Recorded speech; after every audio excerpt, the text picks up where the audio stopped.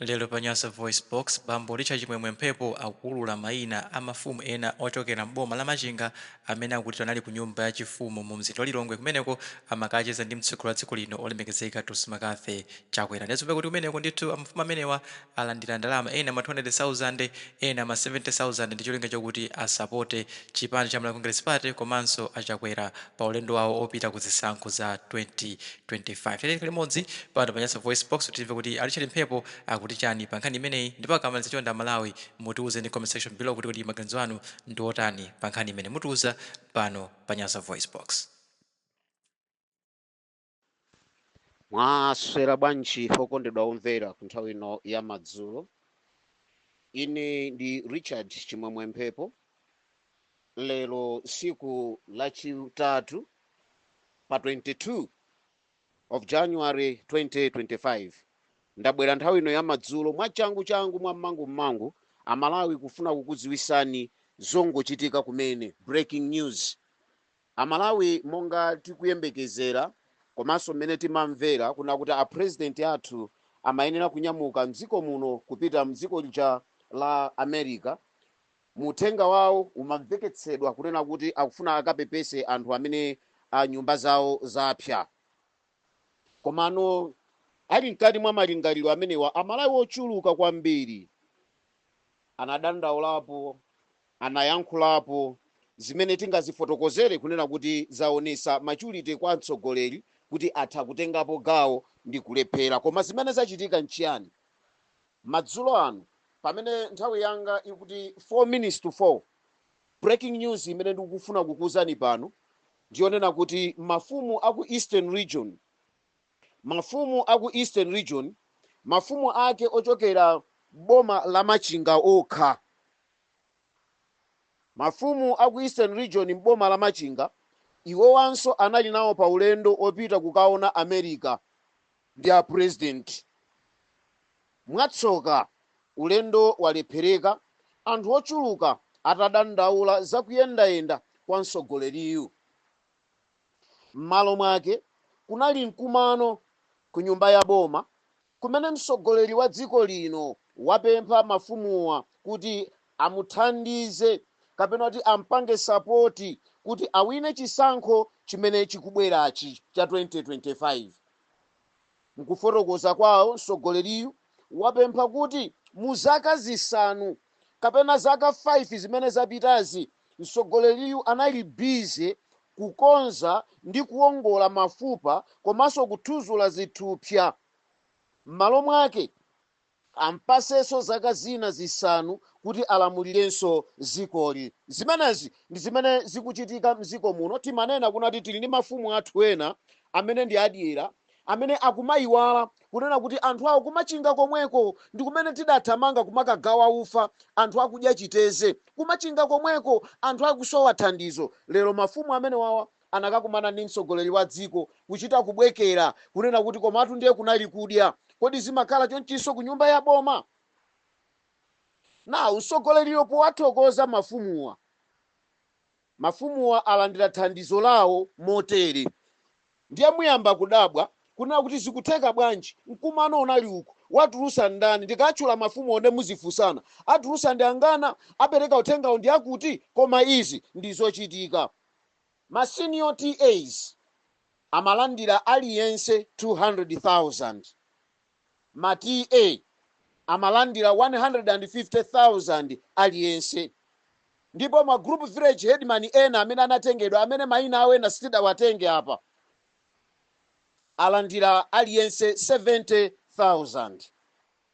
Mafumuwa amasogoleredwa ndi Paramount Chief Kawinga kupita ku nyumba ya boma, ndipo mayina awo anthu amene tili nawo pano amafumu amene wawa amene anthu kumachingako muyambe kuona kunati mafumu ali pa chintchito chofuna kugulisa anthu awo, ndipo akunamizani zambiri muchiyawomo. Liuso limpepe mwauze wa mwanjawo lakuti ndawi ndayijejira alikumira chitezeira walijikwa cheni. Mafumu wa mayina awo ali motere: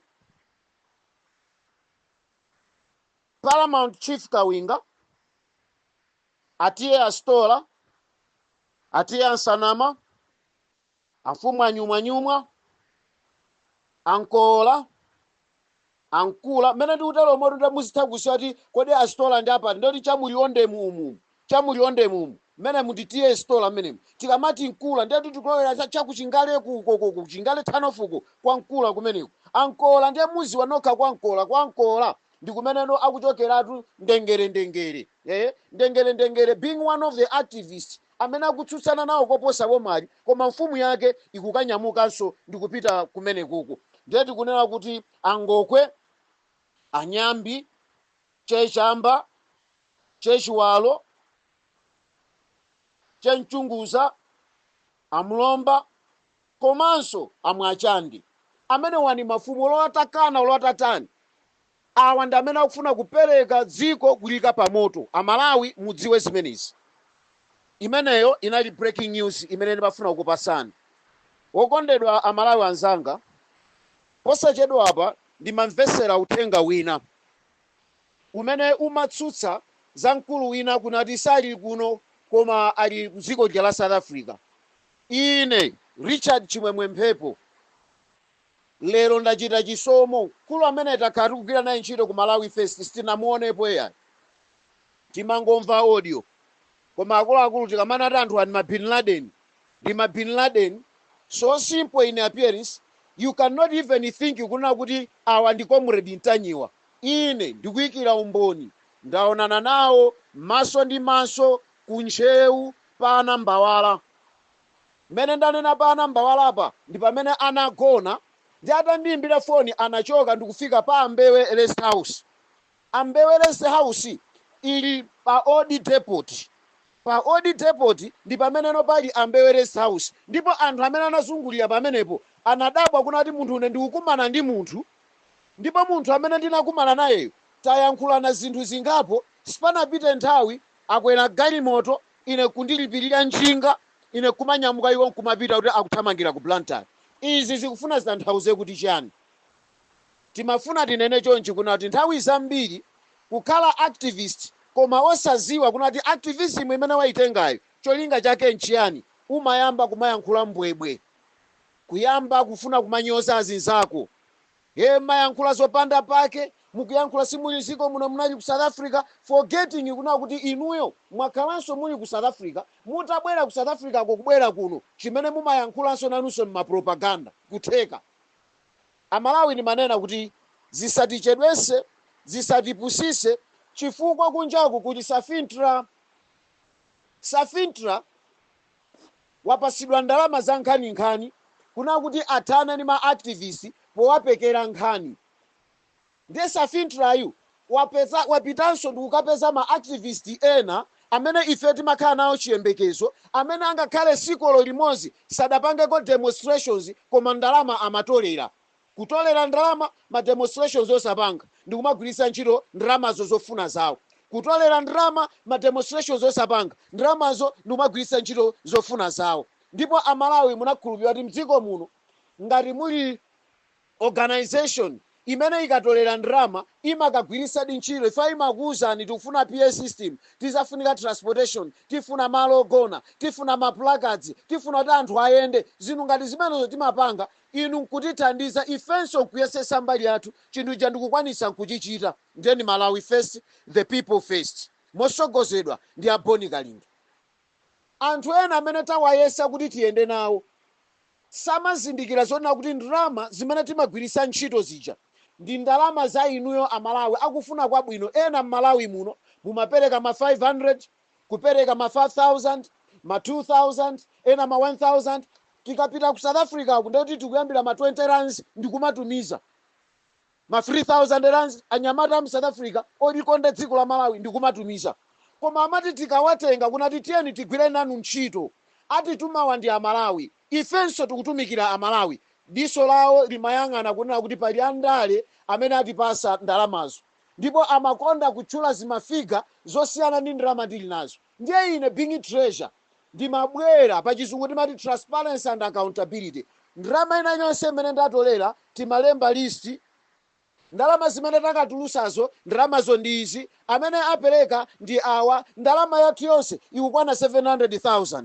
pa ndrama yokwana 700,000 ndiye kuti tikuyenera tiyesese tipezenso anthu ena akufuna kwabwino atithandize kuti demonstrations ichitike. Koma anzathu amati akabwera ayi angotigwiritsa ntchito ngati makasu ife zambirimbiri ndikumatulusa mafiga kumene kucha adya ndrama yokwana 5 million ndikumadabwanso ku treasury ndiliko ndine 5 million yachokera kwa ndani? Mapeto ake amakanuka chifukwa ndi anthu ongofuna kudya ndalama. Tere chifukwa chonena kuti ntchito zimene amagwira za uvenda zotumikira andale aona kuti sizikuyenda panopa. Safintra wapempha iwo wakuti ndikupasani ndrama, ni chifukwa chake lero Comrade Ntanyiwa dzina lawo lili mkamwa.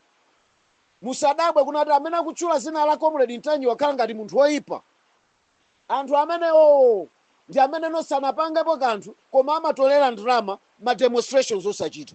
Ndiye Amalawi zili ndi inu ndikumapempha mobwereza sindikonda kupangana castigate chifukwa ife ngati ma activists anthu amatilondola chimene tinayenera kuchita ndi chani. Ngati Antanyiwa akulakwirani, Antanyiwa mukona alakwisa chinthu, ineyo ndipite kwa Antanyiwa personally ndiayimbire foni kaya mutali ku South Africa ine ndakumana nawo ndiye ndiauze kuti Antanyiwa zakuti zikugwesani, ndiye mumve kuchokera kwa Antanyiwacha. Koma lero ma activists akuno kuchokera mu 2020 kufikira pano 2025 tabweranso tizithyolana tokha.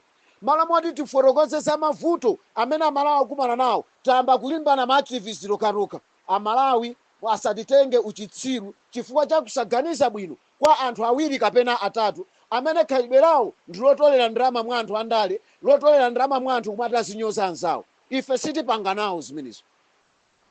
Mwakoma nonse Amalawi, ndimangofuna ndiyankhule fa Amalawi ambiri makhala mukuyimba mafoni mukutigwesa mphwayi chikuchitika ndi chani. Tisamafulumire kutengeka, tisamafulumire kukhumudwa. Nkhani zinazo tiye ndizizifunsa zabwera bwanji, aziyankhula bwanji, cholinga chake ndi chani. Zikatero dzikoli lizayenda bwino.